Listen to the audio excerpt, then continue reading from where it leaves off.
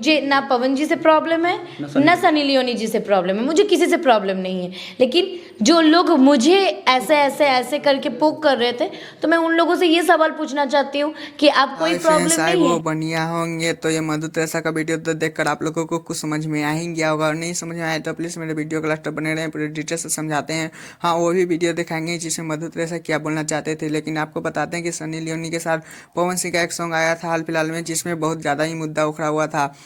लेकिन ऐसे ही एक मधु त्रेसा का वीडियो गंदा वायरल हुआ था 2 साल पहले, जिसके बाद मधु त्रेसा हिम्मत बांधकर एक सॉन्ग रिलीज करती है। उस पे उसकी सॉन्ग पे बहुत ज़्यादा गंदे गंदे कमेंट्स जाते हैं और गंदे गंदे नामों से मधु त्रेसा को बुलाया जाता है। लेकिन पवन भैया से ही से सवाल की थी कि जब सनी लियोनी को बुलाए थे अपने बर्थडे में, तो उसी हाथ से पवन भैया ने सनी लियोनी के केक खिलाई थी और क्या क्या भी नाच पार्टी किए थे, तब लोग क्यों नहीं सवाल पवन भैया से किया।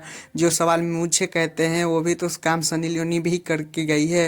लेकिन खैर मधु त्रेसा भी पवन भैया के साथ सॉन्ग में काम करना चाहती है। लेकिन कमेंट में आप लोग बताइएगा मधु और पवन भैया को एक साथ देखना चाहते हैं सॉन्ग में, कितने प्यारे प्यारे सॉन्ग देते हैं। और मेरे चैनल पर नहीं तो चैनल को सब्सक्राइब, वीडियो को लाइक करें, ज़्यादा से ज़्यादा शेयर करें। फिर यूज होती है उस मैटर के बाद ना पवन जी ने एक बार भी हाल चाल तक नहीं पूछे हैं मेरे से। ऐसा तो नहीं है